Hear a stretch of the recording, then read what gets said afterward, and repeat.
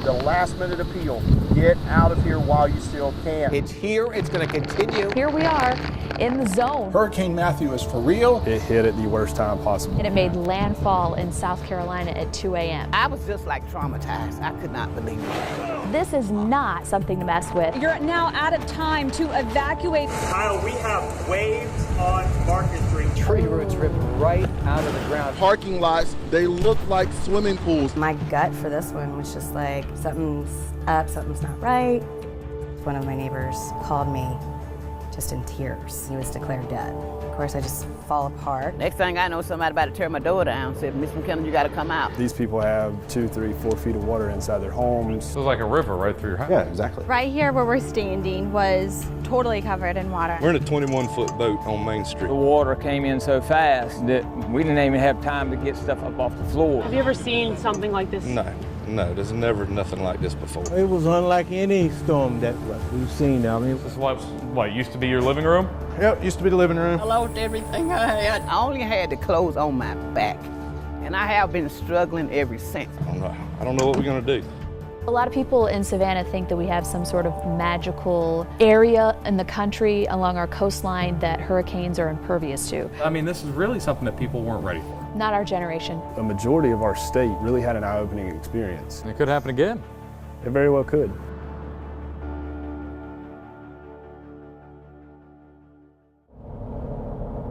So say we're about 15 or so miles from the South Carolina-Georgia line. We're here on I-95. We're headed south. We're headed to Savannah, the first stop on our trip to retrace the path of Hurricane Matthew.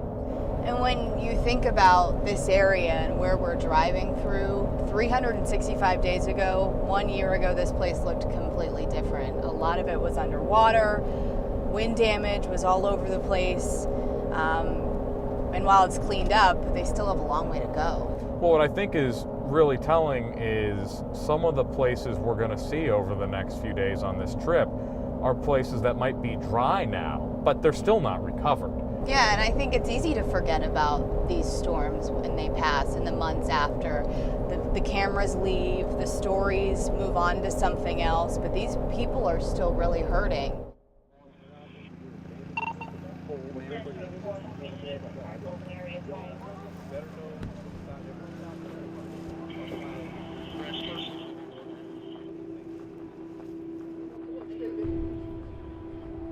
We started wading through the area, checking on people, letting them know that we were there. Tell me what you're thinking at a moment like that.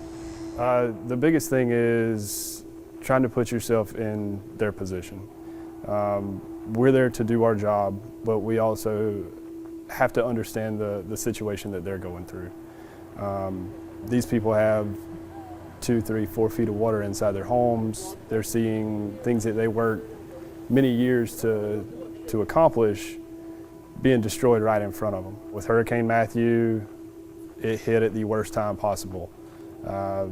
We had high tide right at the worst part of the storm. Did you guys learn anything from Hurricane Matthew? I believe not only our city, our county, but a majority of our state really had an eye-opening experience. I think it was a lot of people that had the attitude of this won't happen.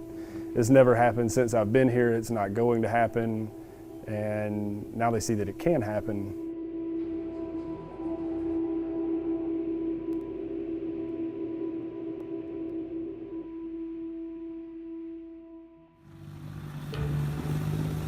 It's just right here. Oh my goodness, look at that. My gut for this one was just like, something's up, something's not right. Second highest tide on record. We're dealing with a lot of damage across the area. They're like, Jeff is inside. There's a tree on your house. And I collapsed on the floor.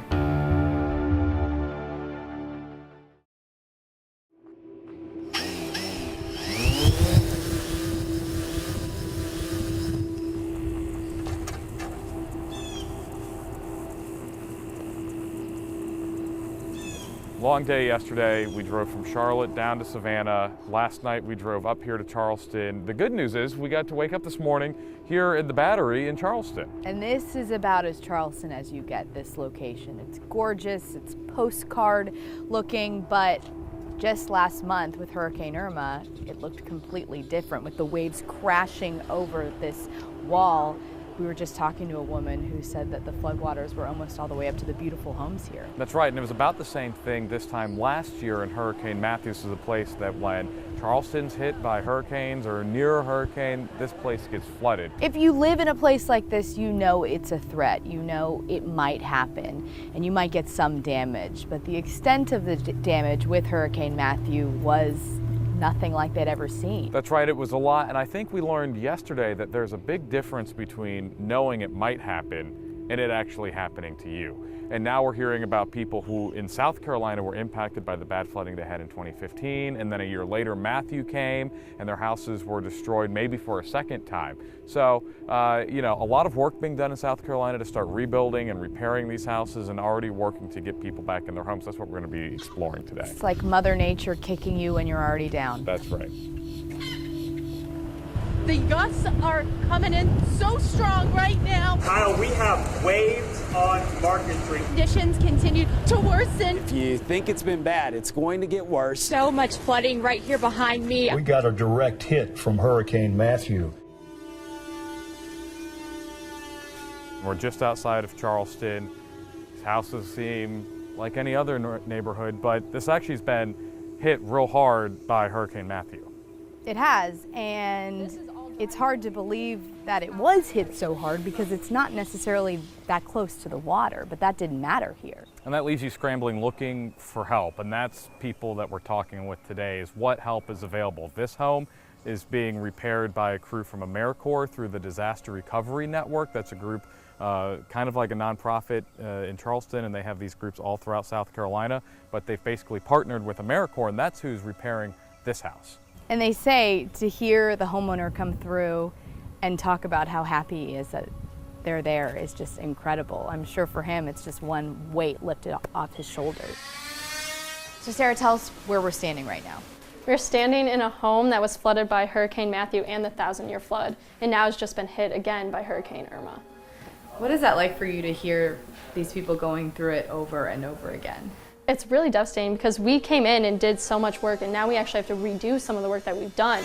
I think it's hard for the families that we're helping because we're helping normally the poorer community, so they don't actually have those resources. Do you know how to chalk? That whole back room needs to be chalk lined. These people have no hope left, and we have over 100 families right now that are still suffering damage, water flowing in their homes every time there's a rainstorm, and just living in horrible, sad conditions. How long is it going to take to completely rebuild these people's lives?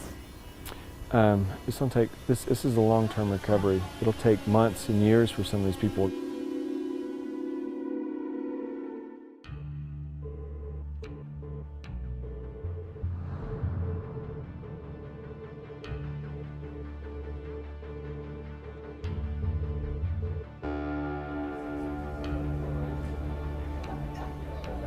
We are the South Carolina Disaster Recovery Office. Our mission is to conduct the long-term housing recovery. You're the disaster man, basically. I'm the disaster recovery man.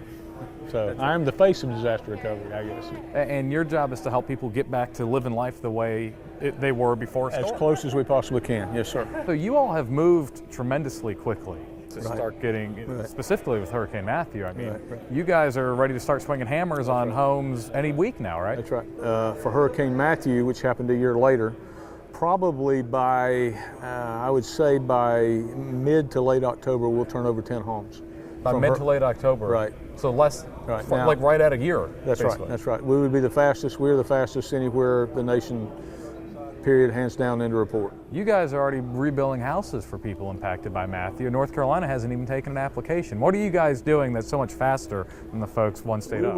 I hate to use the excuse of Hurricane Joaquin and the severe storm flood of 2015, but 2015 taught us a great deal about what we needed to do and how we could take this time from disaster to recovery and shrink it. And it's really just cutting out red tape. Everywhere we can.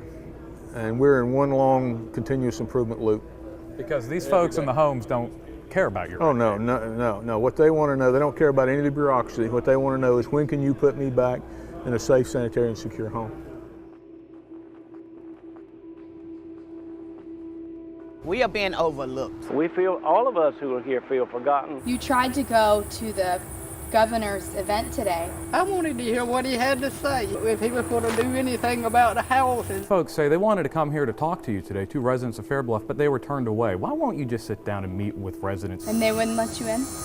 And there was a woman who was standing out here on Main Street with tears in her eyes because she wanted to come talk to you today.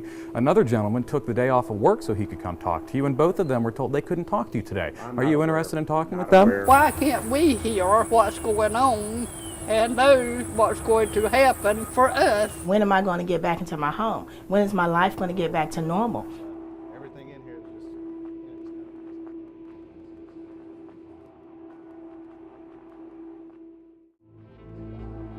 You always think this is the kind of stuff you only see on TV. Hurricane Matthew pummeled the town of Fair Bluff. Roads look more like rivers. We're in a 21-foot boat on Main Street. Have you ever seen something like this? No, there's never nothing like this before. I don't know what we're gonna do. Maybe it'll go down and we'll start over, I reckon. It's our town.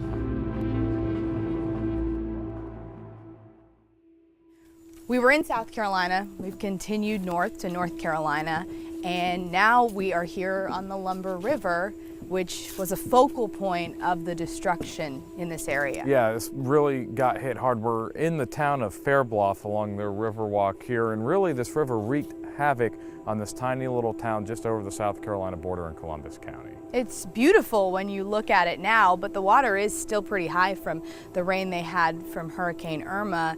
But imagine this times 10, and that's what they were dealing with this time last year. Yeah, and there are still evident scars of the floodwaters even a year later. When you drive into town, you see the Welcome to Fair Bluff sign, and you get into this little quaint block or two of downtown that used to have shops and a little bustling business community, and now though it's all boarded up windows, storefront after storefront of businesses that used to exist but don't anymore.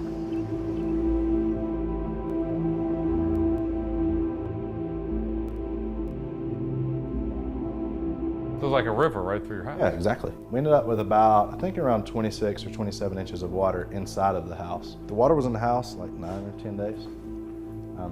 The flood started, storm was over Saturday, mid-afternoon.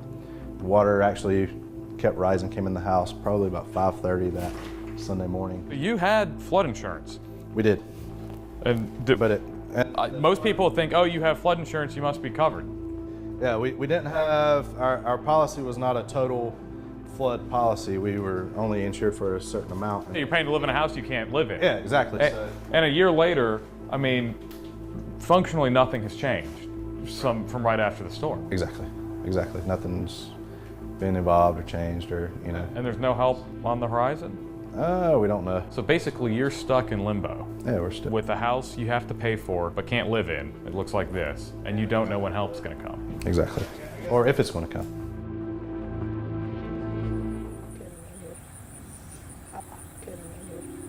As a residence as well, it's gone. People, it's vacant. No, that person never came back. What is it like for you to drive through here? It's really heartbreaking. I see my community, town just like this.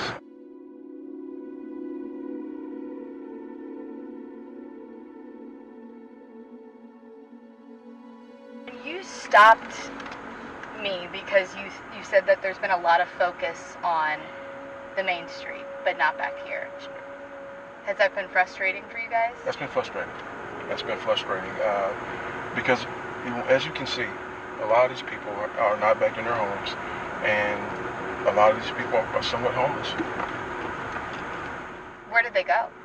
A lot of them are possibly living with relatives. They live like a refugee. People were fleeing. They were fleeing the storm. And a lot of them were carrying just a few items in their arms, trash bags, and that was all that they had. Do you think this place will ever be the same? Ever get back to normal? That's my prayer. My prayer, my hope is that it can come back. Walking down Main Street here in Fair Bluff is incredibly sad. When you look at these storefronts, this is a hardware store here, you look through the window and it's like time stood still. The inventory, all the products still on the shelves, except everything is destroyed. You can think of it as items, but you can also think of it, this is someone's livelihood.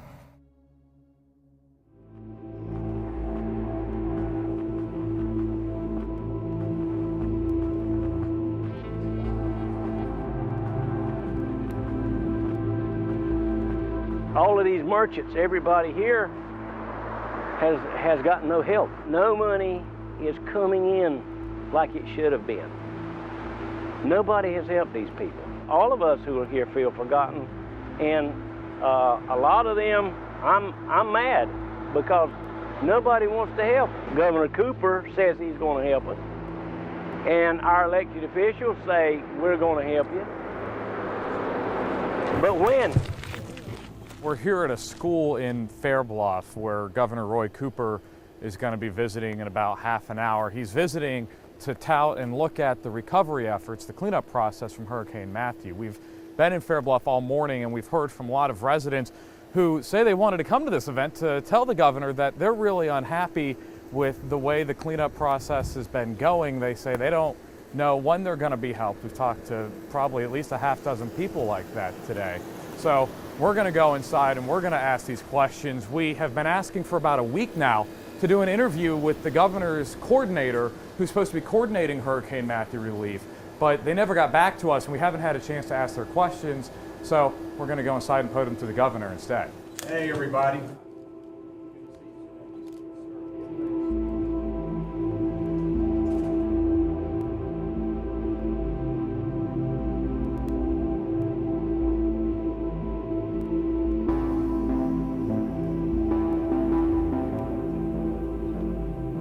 Governor, we've spoken with at least a half dozen people yesterday and today here in Fairbluff who say they feel forgotten about, feel like you all aren't getting them help fast enough. What do you have to say to those people? Victims of storms can never get help soon enough, and I know we are committed to helping them. You tried to go to the governor's event today. Why did you want to go there?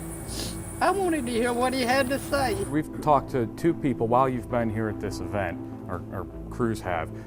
Two folks say they wanted to come here to talk to you today, two residents of Fairbluff, but they were turned away. Why won't you just sit down and meet with residents who've been impacted by this hurricane? And they wouldn't let you in? They said that it was a closed meeting, that it was only for like commissioners. We've met with dozens of residents who have been impacted. We've been in homes that have been flooded.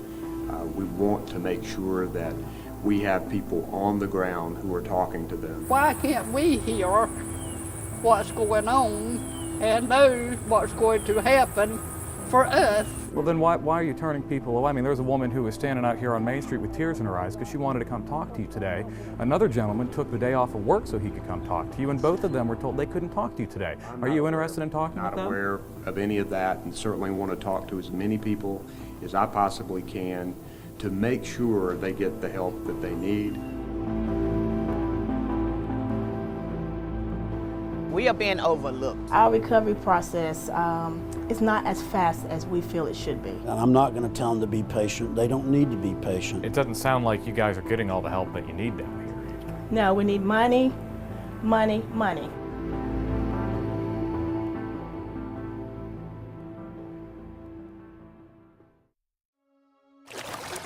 The water was already up to my waist. Everything we have is destroyed. I've cried and cried and cried. I've never thought in a million years Lumberton would be like this.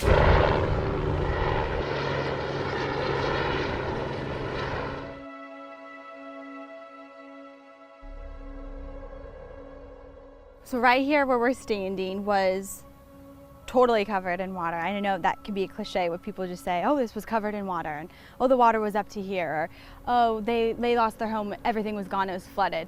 But to actually remember and recall those things and see how it is so real, it just kind of gives you a whole new perspective than if you're sitting at home watching it on TV. To know that, okay, this is my job, I'm here to tell their story, felt like a weight was on my shoulders, but it was also like I was giving them a voice for them to be heard. You kind of question yourself when you are a reporter, like, what is being done? Has the cleanup really even begun? If you were to drive around in the neighborhoods, you would see sand. Very, very strange. It would look like a beach. Sand, furniture out on the streets, empty houses. There's still an elementary school. That was what everyone said to me. They said, we had nothing before this came. We didn't know to leave our homes. No one evacuated because they didn't think the hurricane was going to hit this far inland. We're standing at a home in Lumberton right now. It's about 30 minutes west of Fairview. It was another community that was among the hardest hit by the flooding after Hurricane Matthew. Yeah, so many of these homes were just decimated, and where these homeowners are trying to get money from the federal government, from the state government, when they're not getting enough, they're turning to organizations like the Baptists and the Methodists who are really doing amazing work here, and they're kind of filling in that gap. Yeah, and as you drive around these streets, as you talk to people in communities like in Fair Bluff, where we were, and like here in Lumberton, you hear that they need all the help they can get still. It's been a year, but they still feel like people have forgotten about them. Yeah, I talked to a man who got $800 or so from FEMA. Obviously, that's not going to fix his house that was completely destroyed, but the Methodists are there now rebuilding, completely giving him a brand new home, a home that he had lived in for his entire life. And without organizations and faith-based places like that, he wouldn't have that opportunity. Would you say this community has been able to put itself back together since that storm? No, it's hard. It's hard. This is a poor county. We need it. We are being overlooked. You feel like you've been forgotten? Yes, we have been forgotten. Not only me, most of Robertson County. We still have approximately 800 homes in North Carolina that are not occupied today. How much need is there still here in Lumberton after Hurricane Matthew? I mean, we really have just touched the surface of recovery here in Matthew. We're probably about 20 to 30% in. Our recovery process is not as fast as we feel it should be. And there are several factors for that. Some of that, you know, it's on a state, federal level. It doesn't sound like you guys are getting all the help that you need down here. No, we need money, money, money.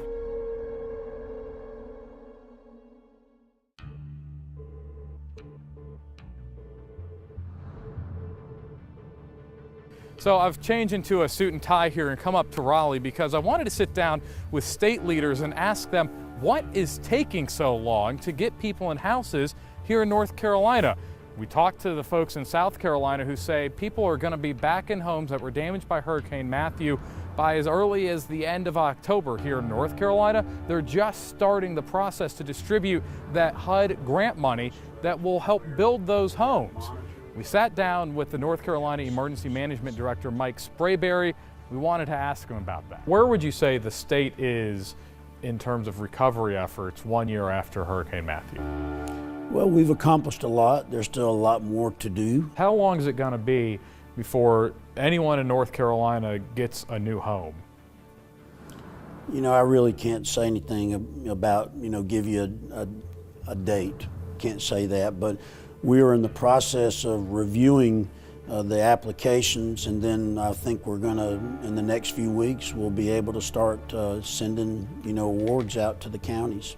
Sure. So once the county gets the money, then they're going to have to go and take applications from homeowners. Is that how it's going to work? Mm-hmm. So we're still talking, sounds like we're on like the 6-month track before we even start construction. Is that a pretty fair timeline?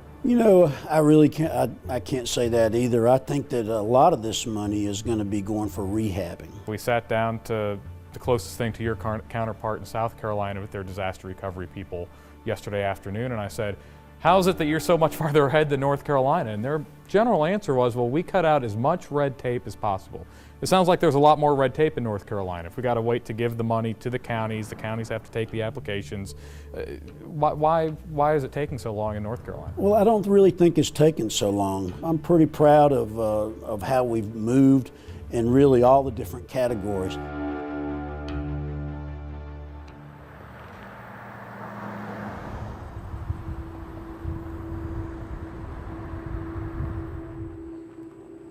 So in 4 days, we've been to Savannah, Charleston, all through South Carolina, up to Myrtle Beach. We've been here in North Carolina in Fair Bluff and Lumberton. We were in Raleigh briefly as well. What have we learned from this trip? We've learned that there is a huge discrepancy between what's going on in South Carolina and what's going on in North Carolina. I would say it was pretty eye-opening to see what these people are still going through. They're hurting and they're desperate and they feel like nobody's helping them. Yeah, that's my big takeaway is the number of people we talked to who just say they felt forgotten. And they say that help can't get here fast enough. And then when you consider that the recovery effort's going to take at least 1 to 10 more years, you really start thinking what it's like to have your life so much disrupted like that, and it's just, you really can't fathom. There's also a sense of not only just forgotten, but they're angry. I think after a year of waiting, that sadness and wondering when they're gonna come and at least a little bit of hope turns into anger, because we were hearing the same words from person after person when we were in Fairbluff and Lumberton. They're not getting enough help, and right now they're feeling like they're never gonna get enough help. That downtown, I asked people if they think it's ever gonna look how it did before, and they say no.